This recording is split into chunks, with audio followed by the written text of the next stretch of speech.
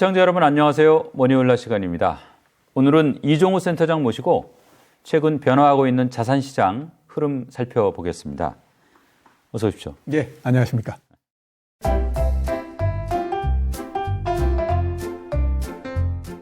이 정부가 연초에 이제 문재인 정부 이전으로 이제 부동산 규제를 사실은 돌렸어요. 네, 그렇죠.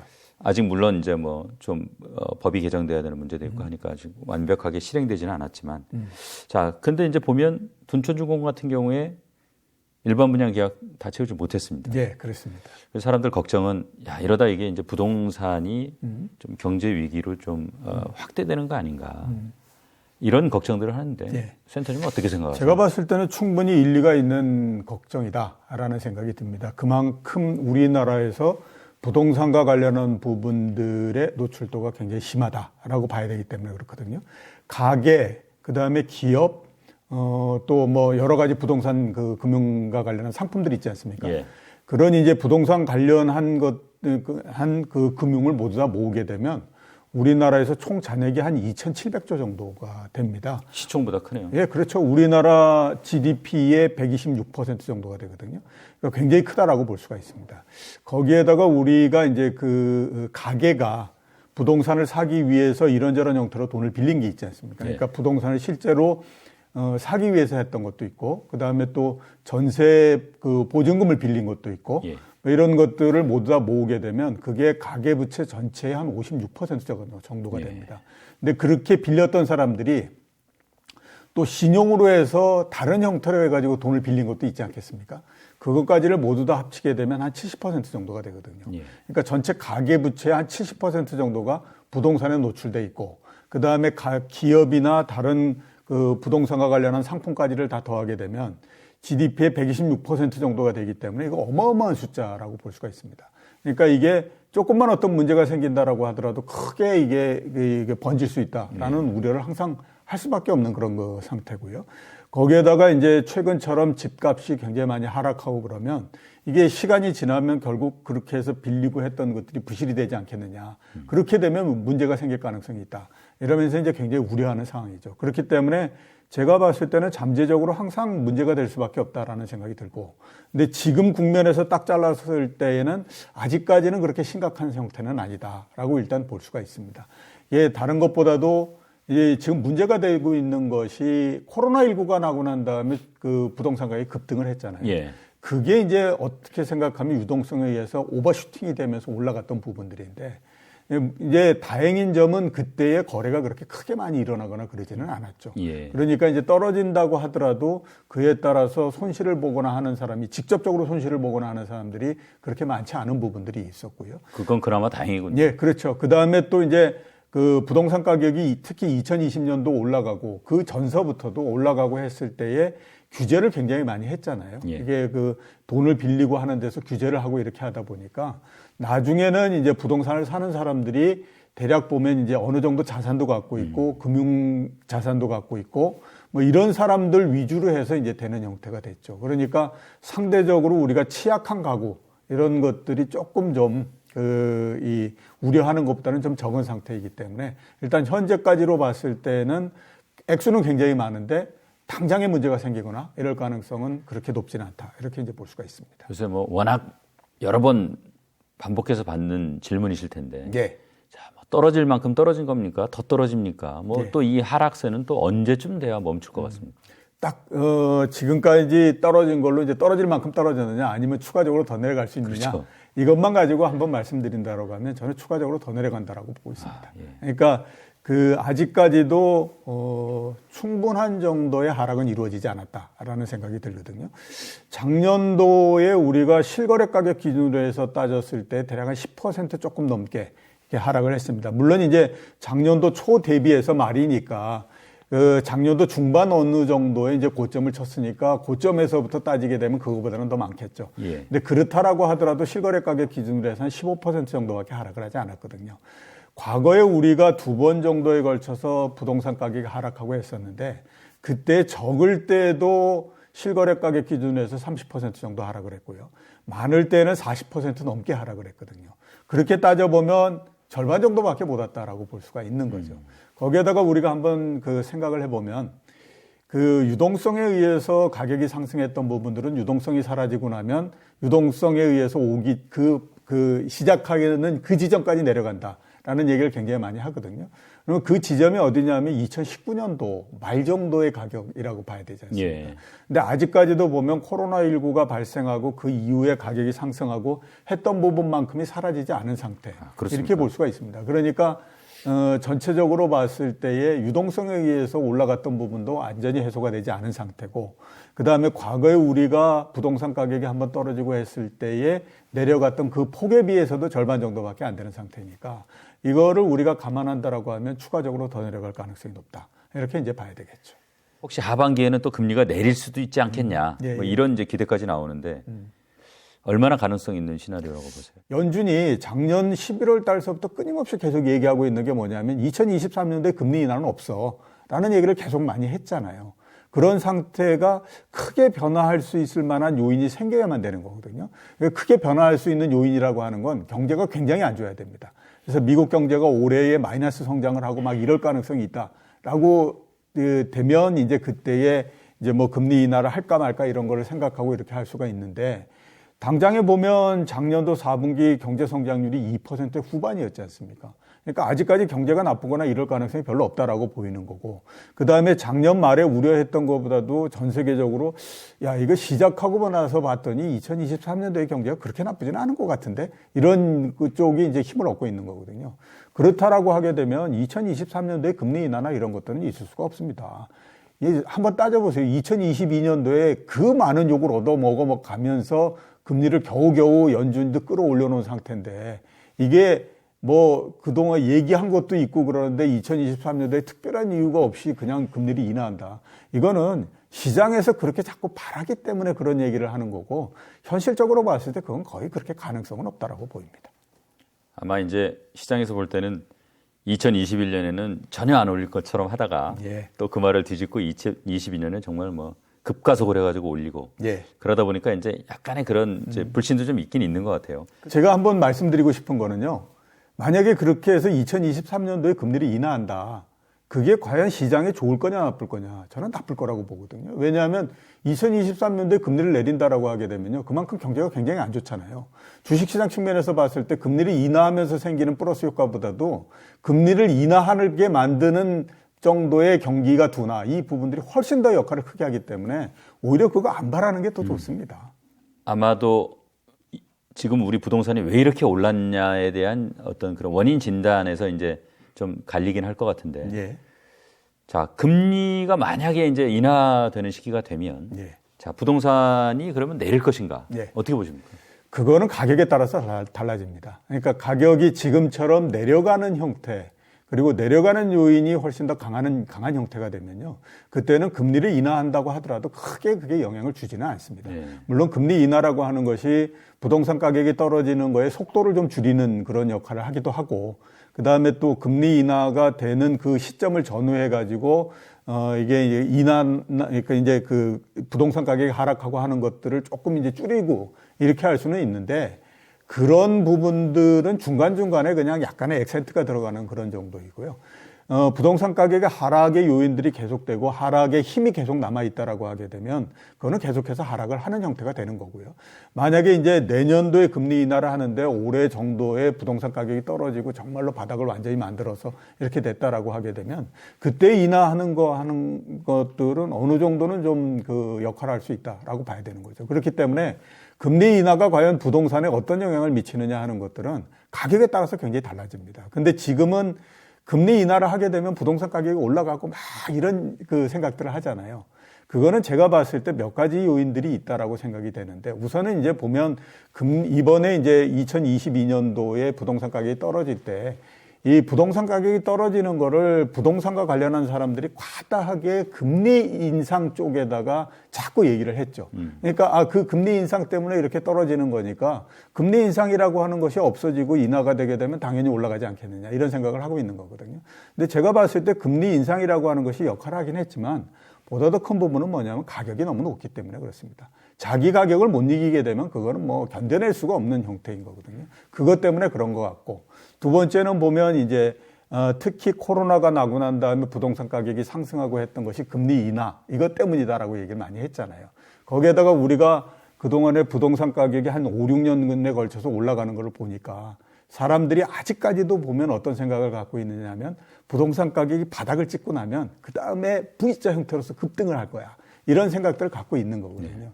그것 때문에 금리 인하 이거에 대한 이제 그 기대 이런 것들이 많은데 금리 인하라고 하는 거는 가격의 종속 변수, 가격이 먼저 결정이 되고 난 다음에 그게 영향을 주는 변수이기 때문에 제가 봤을 때는 가격에 따라서 상당히 그 영향이 달라질 거다라고 보고 있습니다.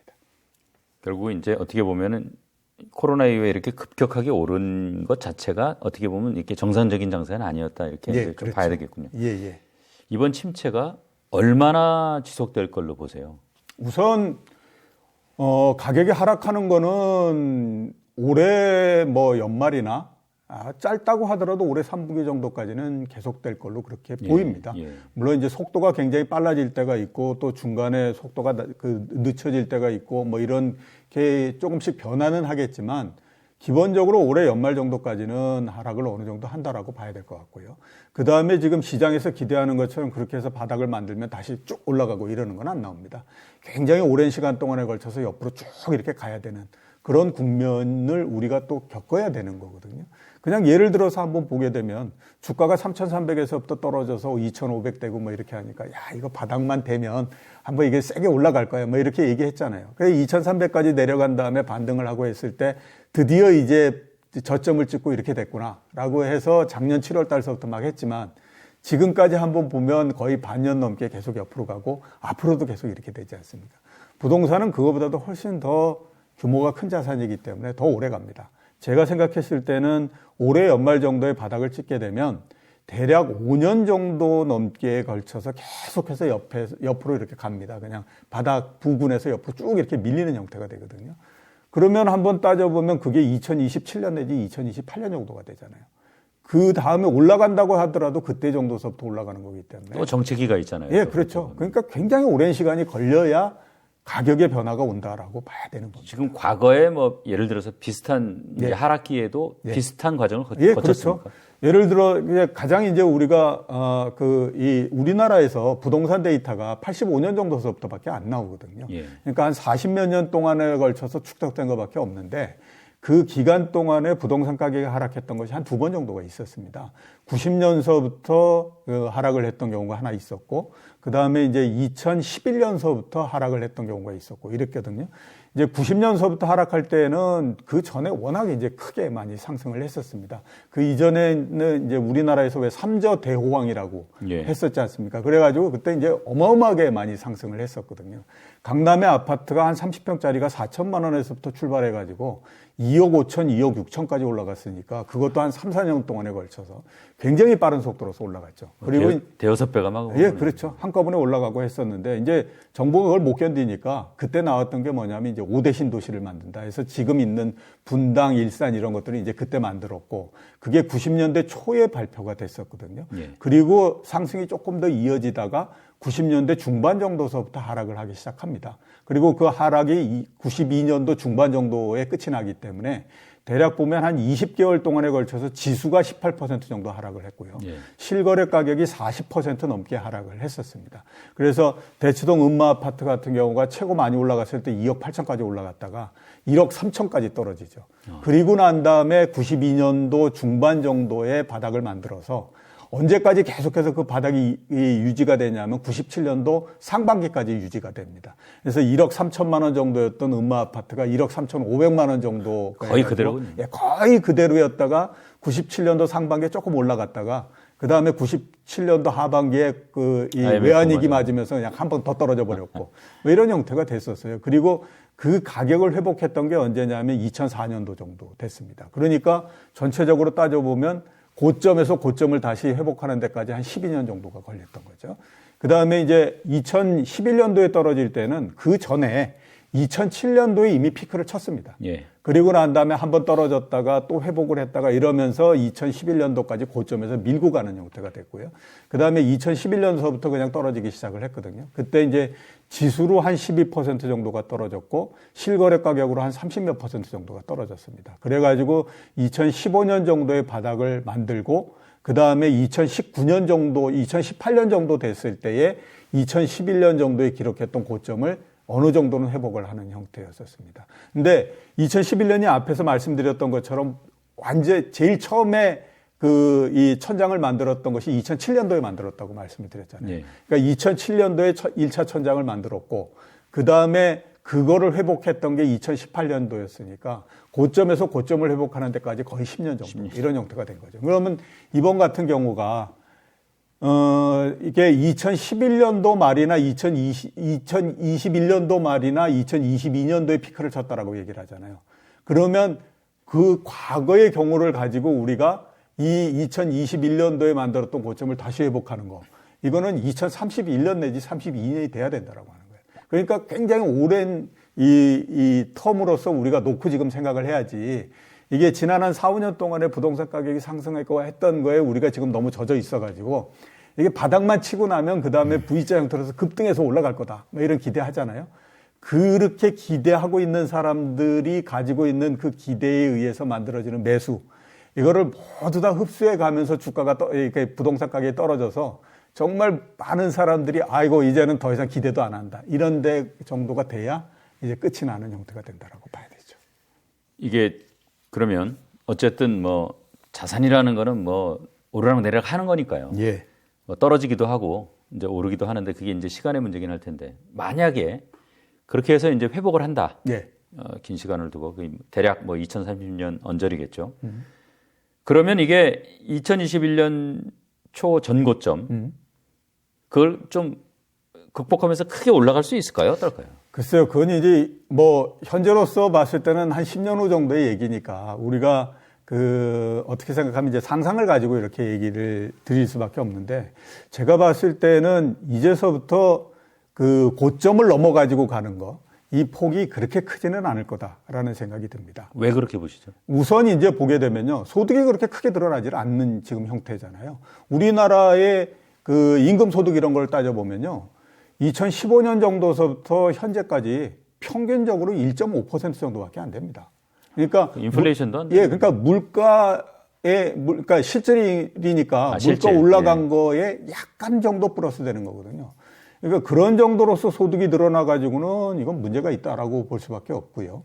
그러면 뭐 도대체 뭐 그러면 한 최근에 이렇게 올라가고 그다음에 또 2000년대 초반에 올라가고 이랬던 건 뭐냐? 그때는 비정상적으로 금리를 너무 낮추고 유동성을 굉장히 많이 풀었기 때문에 그렇습니다. 근데 우리가 한번 2011년 뭐 이때에서부터 한번 보면요. 미국이 기준금리를 0.25%까지 내렸잖아요. 예. 유럽 같은 경우에는 10년물 국채 수익률이 마이너스 0.4%입니다. 이게 마이너스 0.4%라고 하는 것이 이게 말이 되는 거냐. 맡기는 돈 내야 이게 도대체 말이 안 되는 얘기지 않습니까? 이거는 인류가 어떻게 생각하면 경제적인 행위나 경제학이라고 하는 이걸 만든 이래로 한 번도 겪어보지 못했던 희한한 짓들을 했던 그런 경우거든요.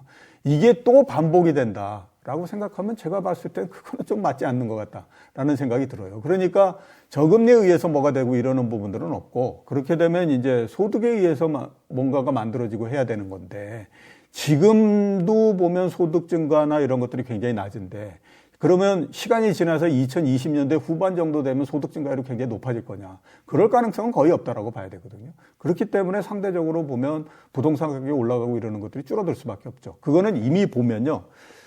80년대에 올라갔던 거, 90년대에 올라갔던 거, 2000년대에 올라갔던 거, 2010년대에 올라갔던 거 이런 것들의 그 상승폭을 이렇게 비교해 보면요. 계속해서 줄어듭니다. 그러니까 90년대 줄어들면 앞에서 그 90년대 같은 80년대 같은 때는 앞에서 제가 말씀드렸던 것처럼 한번 올라가면 3년 사이에 막 한 300몇십 %씩 막 이렇게 올라가고 하거든요. 근데 이게 90년대에 가게 되면 한 100몇십 % 정도로서 줄어들고 그다음에 그 90년대 2000년대 초 이런 때가 되면 이게 한 100% 내외로서 줄어들고요. 이번 같은 경우에 많이 올라갔다라고 하더라도 80몇 % 이런 정도밖에 안 됩니다. 그러니까 상대적으로 계속해서 줄어드는 게 뭐냐면 이런 부분들 때문에 그렇거든요. 그렇기 때문에 앞으로는 보면 물론 회복을 한다라고 하더라도 거기에서부터 크게 높게 올라가거나 이런 거는 쉽지가 않다라고 봐야 되겠죠. 자, 가격이 이렇다 보니까 뭐 정말 거래 멸종이라는 게 맞는 것 같아요. 네. 서울 전체가 뭐 500건도 안 되고 막 그런 정도니까. 거래량은 언제 회복될 거라고 보세요? 거래량은 일단 아무튼 올해 하반기 좀 지나서 가격이 지금보다도 좀 더 많이 내려가고 그렇게 되면 그때 정도부터 어느 정도는 회복이 되지 않을까라는 생각이 들거든요. 이번 같은 경우에 거래가 안 되는 거는요. 우리나라의 부동산의 특징입니다. 우리나라 부동산이 가격이 피크를 치고 난 다음에 제일 먼저 나오는 신호가 거래가 확 줄어들어 버리는 형태가 되거든요. 이번도 그랬는데 이번 같은 경우는 특히 그게 더 심했죠. 이게 특히 더 심했던 거는 코로나19가 나고 난 다음에 부동산 가격이 올라갈 때에 가격의 상승은 서울 기준으로 해서 90% 이렇게 올라갔지만 부동산 거래가 거의 그렇게 많지 않은 상태에서 올라가 버린 거죠. 그러니까 거래가 많지 않은 상태에서 올라갔기 때문에 떨어지는 것도 거래가 많지 않은 상태에서 떨어지고 있는 그런 상태인 거거든요. 그러니까 결국에 보면 거래가 실리는 시점 자체는 일단 지금의 가격이 2019년 정도 말 정도의 가격으로서 가게 되면 그때에서부터는 어느 정도 이제 거래가 되고 이러는 것들이 조금 활성화될 수 있는. 꼭 필요한 사람은 이제 그때쯤 되면. 예, 그렇죠. 이제 그 정도가 되면 그래도 가격도 떨어지고 했으니까 야, 이제는 한 번 정도 사볼 수 있는 거 아니야? 이렇게 해서 그때에서부터 이제 거래가 되고 할 수 있는데 그 이전에는 그렇게 거래가 되거나 이러는 건 기대하기가 좀 어려울 걸로 그렇게 보입니다. 특히 이제 부동산 얘기할 때 저희가 인구 얘기를 예. 많이 하잖아요. 예. 근데 보면은 이제 인구라는 요소가 뭐 갑작스럽게 뭐 부동산에 영향을 미치고 그런 요소는 아니지만 예. 사실 장기적으로 보면은 예. 영향을 분명히 미치는 예, 것 같아요. 맞습니다. 자, 그런 관점에서 우리 부동산, 우리 인구 문제를 결부시켜서 보면 어떻게 봐야 됩니까?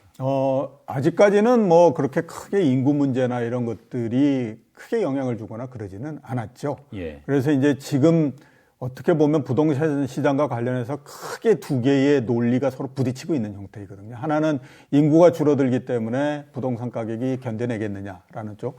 다른 한쪽에서는 인구는 줄어들지 모르지만 가구 수가 늘어나기 때문에 괜찮다라고 하는 쪽으로 이제 왔고 지금까지는 보면 이제 후자 쪽에 좀 힘이 실리면서 이렇게 조금씩 이제 견뎌내고 이러는 형태가 됐는데요.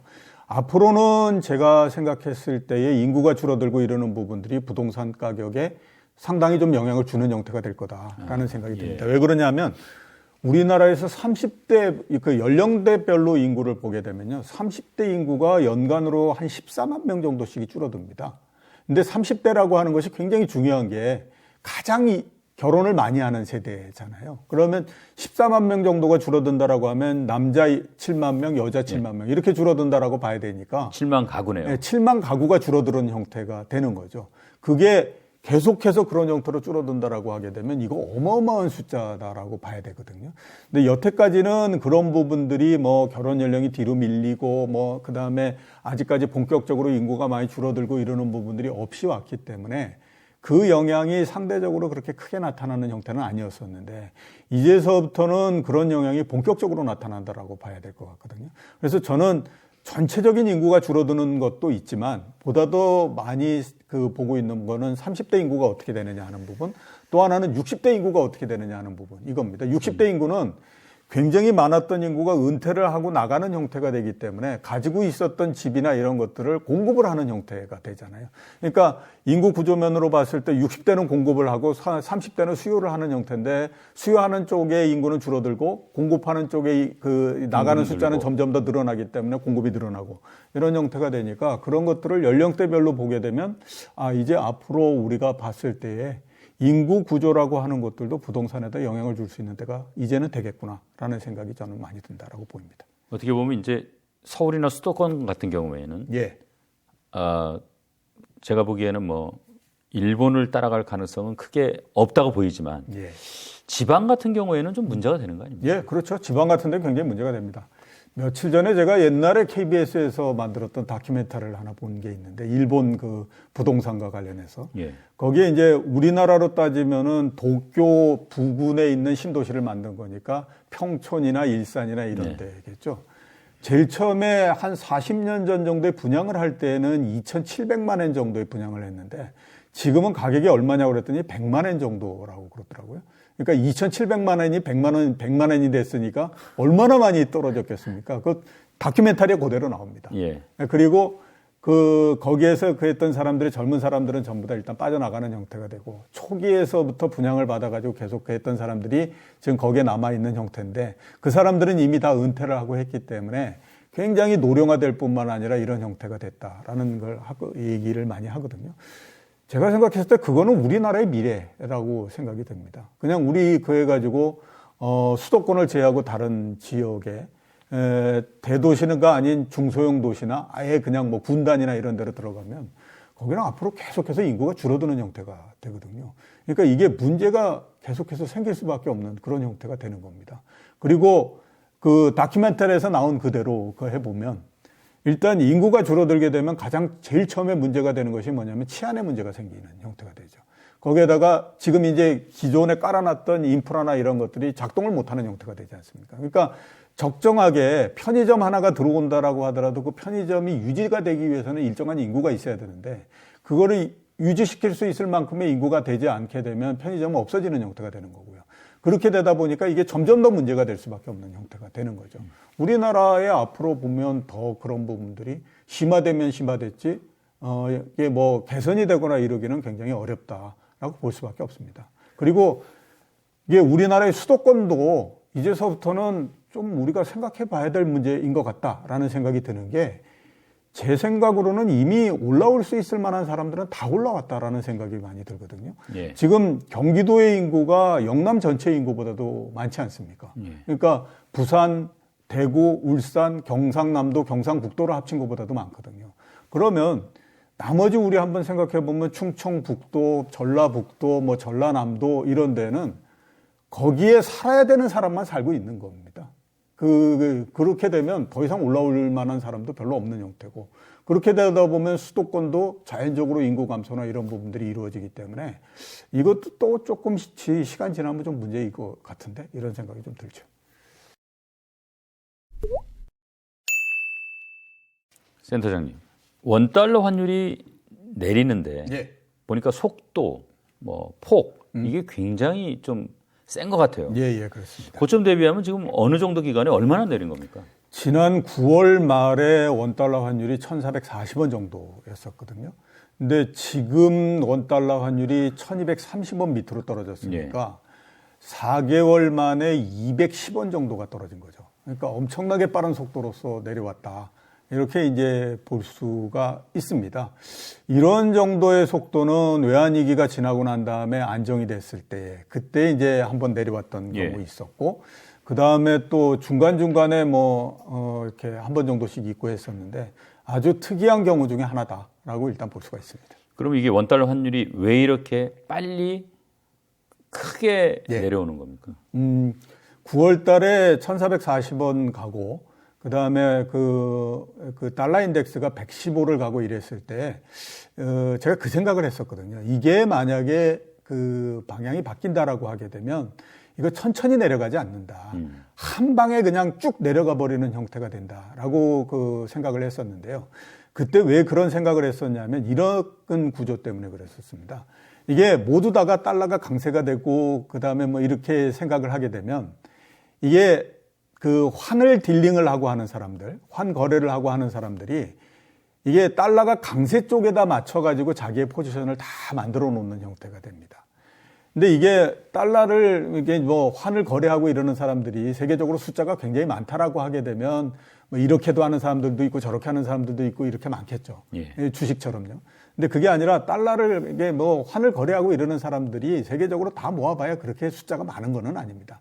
그러니까 이렇게 숫자가 적게 되면요. 한쪽으로 쏠리는 현상이 굉장히 심해집니다. 그러니까 작년도 9월 달 뭐 이런 것처럼 킹 달러 뭐 이러면서 막 얘기를 하면 거의 대부분들이 자기 포지션 자체를 달러를 매수해 놓고 이제 가는 형태가 되죠. 그리고 이 달러를 매수한 게 액수가 크면 클수록 어떤 형태의 얘기를 계속 하냐면 달러의 강세가 계속된다. 이게 왜 강세가 되고 이렇게 되느냐라고 하는 것들에 대한 목소리가 점점 더 커지는 형태가 됩니다. 자, 근데 문제는 뭐냐면 그렇게 해서 포지션을 모두 다 매수 포지션으로 딱 짜놨는데 생각하는 대로 잘 움직이지를 않는 형태가 되죠. 그러면 제일 앞에 있는 사람이 조금씩 회의감을 갖기 시작합니다. 이거 뭔가 우리가 좀 잘못해 놓은 거 아니야? 이런 생각을 갖기 시작하고 그 다음에 이거 아닌 것 같은데 라고 해서 일부 이렇게 내다 팔고 그렇게 되면 뒤에까지 전염되는 속도가 굉장히 빠른 형태로서 나옵니다. 그렇기 때문에 이게 이 환율이나 아니면 또 금리나 이런 것처럼 이 매매하는 당사자가 적은 이런 상품 같은 경우에는요, 가격의 급등락이 굉장히 심하게 나타나는 형태가 되거든요. 거기에 이게 됐다라고 보입니다. 제가 이런 경우를 과거에도 한번 겪었었는데요. 예. 1998년도에 그때 이제 뭐 달러가 어마어마한 강세였었어요. 그렇죠. 예, 그래가지고 그때에 이제 그 98년도 막 이렇게 했을 때에 그러니까 N달러 환율이 145엔 정도까지 올라갔거든요. 근데 되게 이제 그때 얘기했던 게 뭐냐면 7월 달에 그랬는데 연말 정도 되면 180엔 정도가 될 거다라고 하는 것들이 거의 일반적인 이 생각들이었습니다. 예. 그러니까 뭐 거의 대부분 환율을 딜링한다라고 하는 사람들은 모두 다 달러를 사놓고 기다리는 형태가 됐죠. 근데 우리나라 추석 연휴 때였는데 그때가 이제 한 9월 말 정도 됐는데 추석 연휴 딱 나흘 지나고 나서 보니까 140엔이었던 것이 110엔까지 떨어져 버렸더라고요. 30엔 정도가 한꺼번에 내려가 버린 형태가 됐습니다. 그게 왜 그러냐면 그렇게 해가지고 모두 다 달러를 매수를 해놓은 형태였는데 앞에서 이거 아닌 것 같은데 라고 생각하면서 던지기 시작하니까 딱 그게 모두 다가 달러를 파는 데까지 전염되는데 딱 나흘 정도밖에 안 되는 형태가 되거든요. 이번 같은 경우에도 강도가 약하지만 그런 형태가 된 거죠. 모두가 다 달러를 갖고 있다가 앞에서부터 야 우리가 생각했던 대로 방향이 안 움직이는 것 같은데 라고 하니까 막 내다 팔기 시작하고 그러다 보니까 속도가 어마어마하게 빠른 속도로 진행이 되고 이러면서 이제 됐다라고 봐야 되는 겁니다. 이 사실은 뭐 지난해 하반기만 해도 자 1,500원 넘을 수도 있다. 예. 이런 관측도 나오고 그렇죠. 하면서 예. 사실은 좀 더 오르겠지 하고 못 파신 분들이 많아요. 예. 그런 분들 같은 경우에는 참 야 이거 얼마나 떨어질까 이런 걱정이 많을 텐데 예. 어느 수준까지 떨어질까요? 일단 외환위기가 97년도에 났고 그 다음에 우리가 4자릿수의 그 원달러 환율이 되지 않았습니까?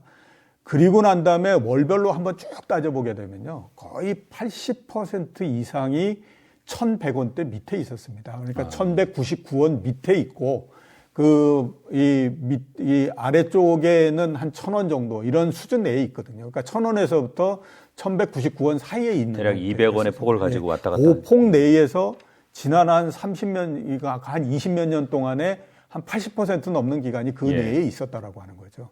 그러면 이번 같은 경우에도 이미 강달러가 끝났다라고 보게 되면 이 정상의 수준으로서 들어와야 되는 그런 형태가 되잖아요.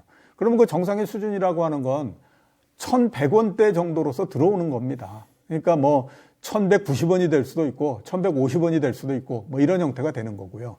자, 지금 이제 많이 기대하는 것 중에 하나가 뭐냐면 우선 아무튼 1,140원에서부터 1,440원에서부터 시작해서 이제 1,200 뭐 얼마까지 이렇게 떨어졌는데 여기서 다시 한번 강달러가 돼가지고 또 1,400원 이렇게 갈 가능성 이거 한번 볼 수 있는 거고요. 그게 아니라 여기서부터 떨어져가지고 아예 그냥 막 1,100원대 초반으로 한번 내려가 버리고 뭐 이러는 것도 한번 또 생각해 볼 수 있는 건데 둘 중에 어떤 확률이 더 높냐? 저는 뒤쪽의 확률이 더 높다라고 봅니다. 왜냐하면 이미 강달러가 끝났기 때문에 이런 상태에서는 사람들이 뭐 달러를 추가적으로 사서 어떻게 하고 하는 거에 대해서 굉장히 두려움을 가질 수밖에 없거든요. 그렇기 때문에 제가 생각했을 땐 1,100원대로 들어오는 것이 아마 더 확률이 굉장히 높다 이렇게 이제 보고 있습니다. 지금 말씀 들어보면은 이 환율이라는 것도 결국은 어쨌든 뭐 사람이 다루는 거고 그러다 보니까 추세라는 게 있다는 말씀이세요? 예, 그렇죠. 주식 그다음에 뭐 금리 그다음에 환율 뭐 이렇게 따졌을 때요. 제일 추세에 영향을 많이 받는 것이 환율입니다. 주식보다도 훨씬 더 그 추세의 영향을 많이 받는데요.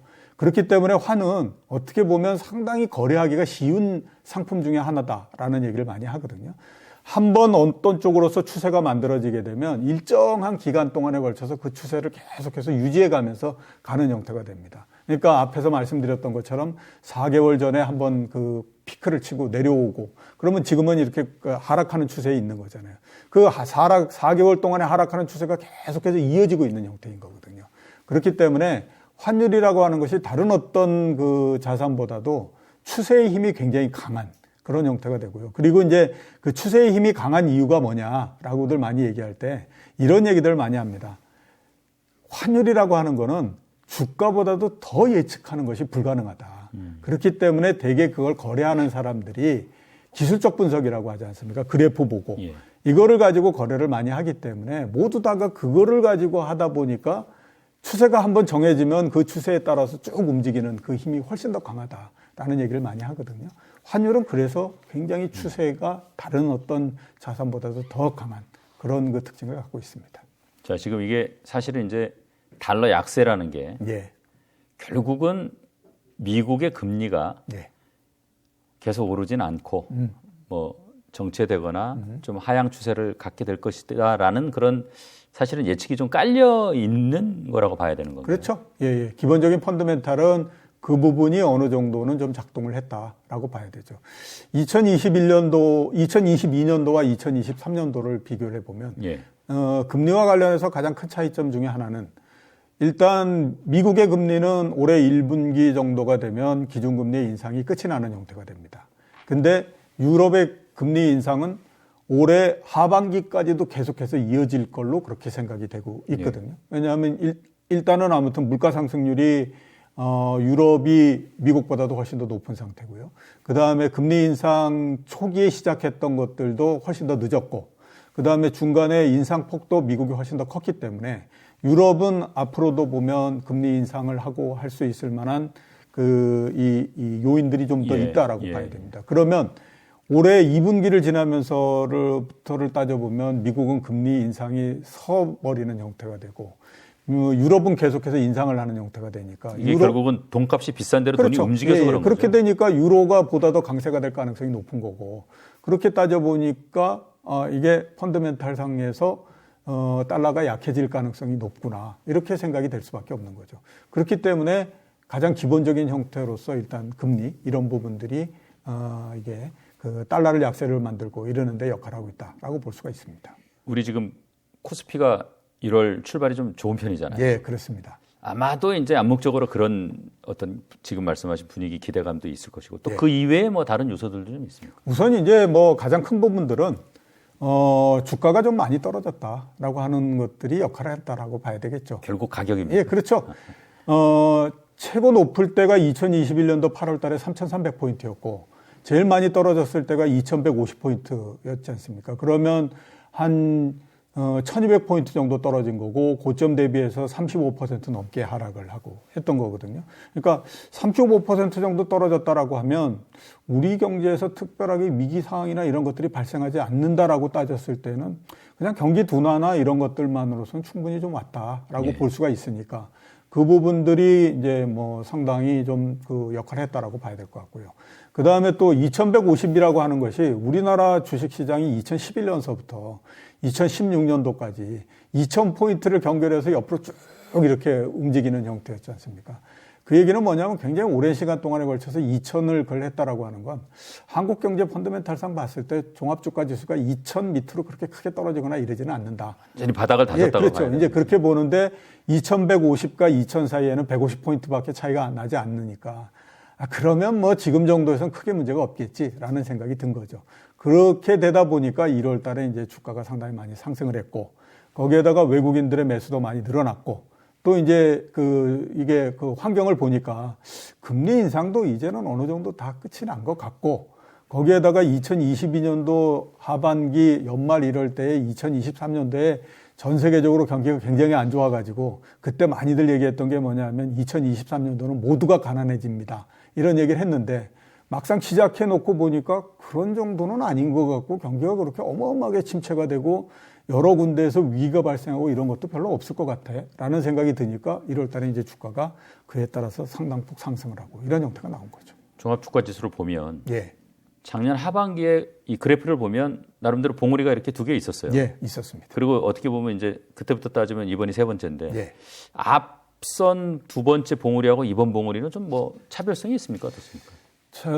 굳이 차별성을 따진다라고 하면 몇 가지를 일단 따질 수 있겠죠. 우리나라에서 가장 영향력이 크다라고 하는 삼성전자의 주가가 이 전 같은 경우에는 6만 1,000원대를 넘지 못하고 주저앉아버리는 6만 2,000원대를 넘지 못하고 주저앉아버리는 형태였는데 이번 같은 경우는 그거를 넘어서 뭐 6만 원대 중반 정도까지 갔으니까 이게 최고 선두이면서 우리나라 주식시장에 어마어마한 영향을 주는 종목이 저런 정도로서 올라갔다라고 하는 거, 이거는 뒤에 주자들이 따라붙고 이러는 데서 여력을 굉장히 넓혀줬다라고 하는 측면에서 그래도 좀 이제 이 의미를 둘 수 있다 이런 정도고요.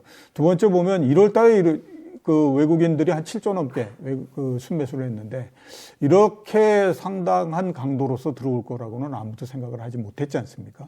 그리고 첫 번째 반등할 때, 두 번째 반등할 때도 이런 정도로서 들어오거나 그러지 않았었거든요. 그러니까 이거는 대체적으로 보면 외국인들도 우리나라뿐만 아니라 전 세계적으로 주식시장이 어느 정도 바닥을 만들었다라고 생각하면서 움직이는 거 아니냐라는 그 기대를 만드는 형태가 되니까 그런 측면에서 수급이나 이런 것들도 좀 긍정적이었다라고 볼 수가 있겠죠. 지금 뭐 삼성전자 잠깐 말씀하셨는데 예.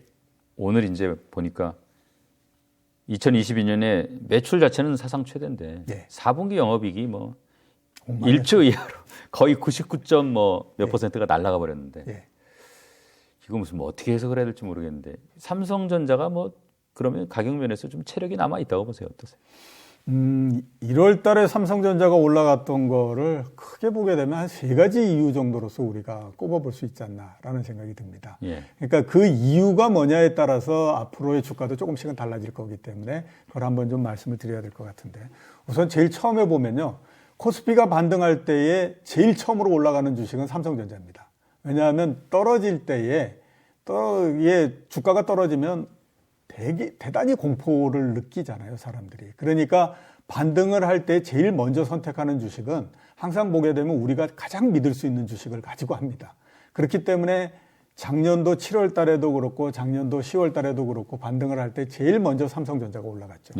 이번도 역시 제가 봤을 때는 그런 것들이 상당히 많이 작용을 했다라고 볼 수가 있고요. 두 번째로 보면 외국인들이 굉장히 많이 그 주식을 샀다. 이겁니다. 그러니까 1월 달에만 보면, 그 외국인들이 한 2조 5천억 원 정도 이렇게 삼성전자를 매수를 했거든요. 그게 전체 외국인 매수의 37%입니다. 그러니까 37%를 한 종목에다가 지른 겁니다. 그냥. 그 다음에 삼성전자 하루 거래 대금의 18% 정도입니다. 그러니까 하루 거래되는 대금의 20% 정도를 외국인이 순매수를 한 거죠.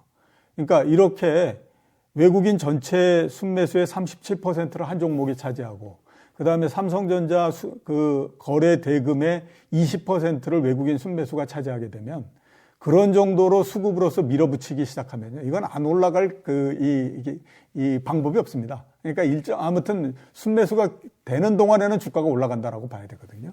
그 힘이 또 작용했다라고 봐야 될 것 같고. 세 번째는, 앞으로 좋아질 거야. 라는 생각을 하는 거죠. 비록 4분기 때는 영업이익이 엉망이 되고 했지만, 이제 뭐, 올해 내에 반도체 경기가 바닥을 치고 올라갈 거야. 그리고 그렇게 되는 거는 지금 봐봐. 반도체 그래가지고 재고도 굉장히 많고 이렇잖아. 이거 결국 건드리지 못한다. 그러면 어떻게 하느냐? 반도체처럼 플레이어가 적은 산업에서는 서로 간에 눈치 봐가면서 감산하고 이렇게 할 거니까 감산하고 나면 그 다음에 이제 이렇게 해서 업종 경기 바닥치고 올라갈 거 아니냐. 이런 이제 기대. 이런 것들이 이제 같이 동시에 작용하는 겁니다. 자, 이걸 가지고 한번 보면 주가가 반등을 할 때 제일 먼저 삼성전자가 올라갔다. 이것만 가지고는 이제 더 이상 올라가기는 어렵죠. 왜냐하면 삼성전자도 주가가 어느 정도 상승을 했기 때문에 이게 뭐 반등할 때 올라가는 첫 번째 주자면 이미 주가가 올라가면 그 다음에는 이게 약해지는 거예요. 에너지가 좀 약해지는 거예요. 그거 갖고 갈 수는 없습니다. 두 번째 수급으로 외국인들이 밀어붙였다. 외국인들의 수급이 바뀌게 되면 바로 이게 주가가 달라지는 형태가 됩니다. 그래서 1월 마지막 주에 외국인들의 매도를 하기 시작하니까 주가가 갑자기 흔들려 버리지 않습니까? 그러니까 이것만 가지고도 또 올라갈 수가 없습니다. 결국에 올라가는 거는 뭐냐면 앞으로 업종 경기가 좋아진다라고 하게 되면 올라갈 수 있다라고 하는 거죠. 근데 지금 얘기하는 것만 가지고는 논리가 조금 제가 봤을 때는 조금 좀 딸린다라는 생각이 듭니다. 왜냐하면 감산해가지고 한다라고 하는 건 공급을 줄이는 거잖아요.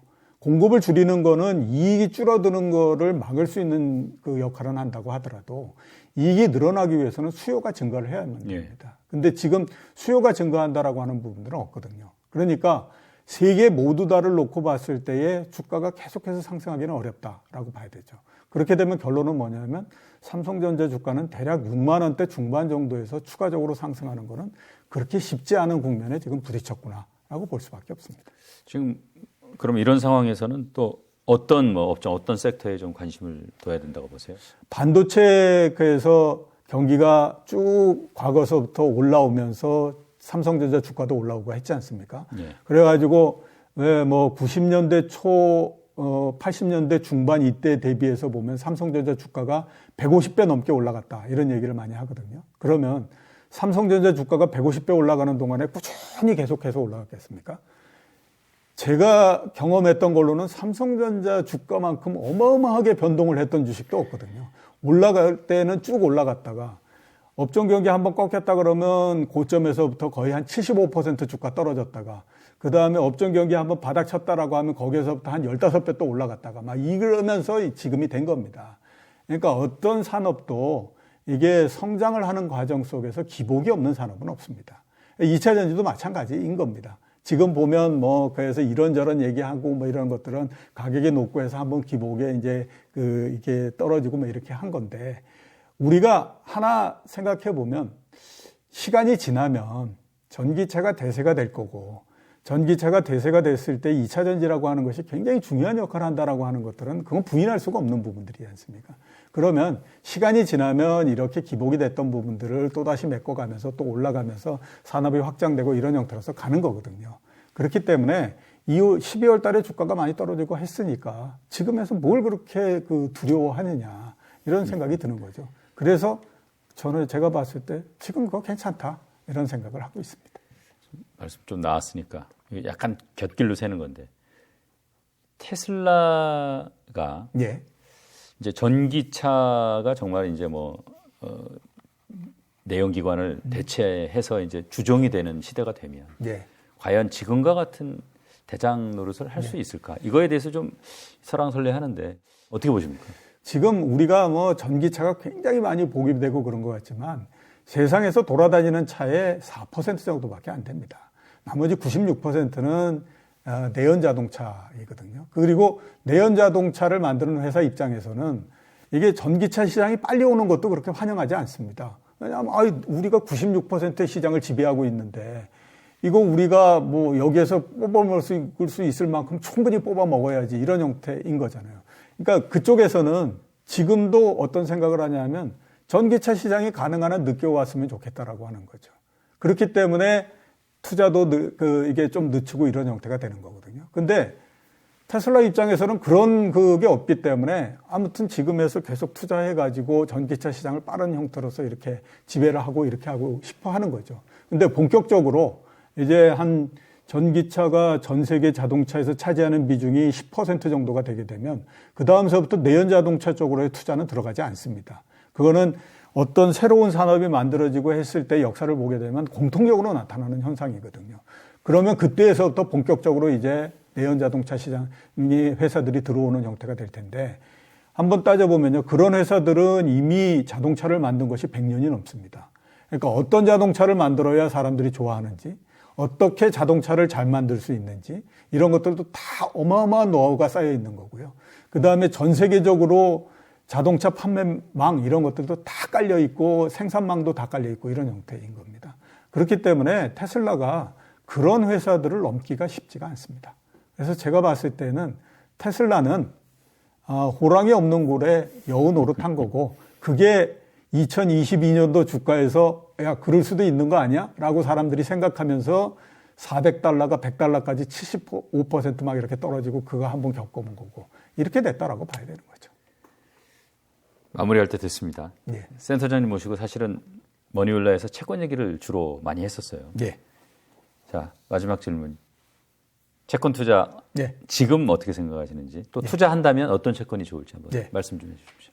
작년도 초, 2022년도 초 이럴 때에 트리플 B 회사채 이런 것들을 3%대에서 살 거냐 말 거냐. 그러니까 3.3, 3.2 여기에서 살 거냐 말 거냐 이런 것들을 가지고 고민을 했었거든요.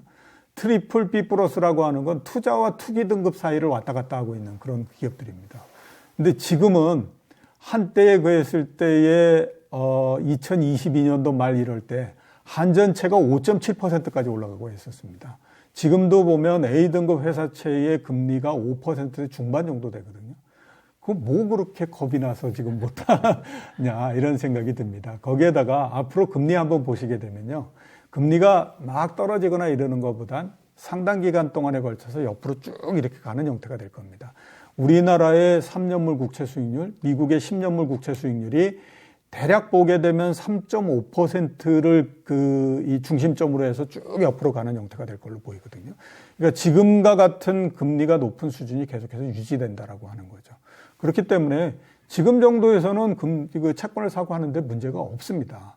작년도에 한전채 이런 거 그렇게 높은 금리에서 살 수 있는 좋은 기회였는데 그때는 겁이 나가지고 혹시 한전이 망하지 않을까라고 하는 겁이 나가지고 못하고 그랬었는데 지금은 보면 그거보다도 좀 낮춰서요. 회사채 A등급이나 이런 거 사면 좋습니다. A등급 회사채 한번 따져보면요. 현대백화점도 거기에 아마 들어가 있을 거고요. 그 다음에 현대카드, 현대캐피탈 이런 것들도 다 거기에 들어가 있습니다. 우리가 그거를 만약에 주식시장에서 현대카드다라고 하면 그거 되게 우량한 회사죠. 이렇게 얘기할 텐데 지금 채권시장에서는 그게 혹시 부도가 나지 않을까라고 해가지고 지금 겁을 내고 있는 상태입니다. 현대캐피탈은 부도가 잘 나지 않습니다. 왜 그러냐면 현대캐피탈을 만든다라고 현대캐피탈이라고 하는 회사를 만든 가장 큰 목적은 현대자동차가 자동차를 팔기 위해서 그거에 금융을 해주기 위해서 만든 회사인 거거든요. 그러니까 그런 거를 따지게 되면 이게 A등급 회사채라고 하는 것이 얼마나 안정적인데 이게 채권을 잘 모르니까 공포는 굉장히 커지고 그러다 보니까 이런 거다라는 생각이 굉장히 많이 들거든요. 대한항공이 BBB 플러스입니다. 신용등급이. 그러니까 그런 것들을 따지게 되면요. 이게 자꾸 채권에 대해서 너무 겁을 내실 필요는 없고 지금은 A등급 회사채 이런 거 사시고 해도 문제가 없습니다. 너무 이게 공포를 갖게 되면요. 외환위기 나고 난 다음에 우리나라에서 채권 운용 모두 다 국채 아니면 트리플 A 회사채, 그러니까 삼성전자 이런 것만 갖고 하고 했었어요. 그건 너무 과다한 거거든요. 지금도 제가 봤을 땐 그렇습니다. A등급 회사채 좋습니다. 금리 5% 중반 정도 되면 땡큐죠. 예. 고맙습니다. 예.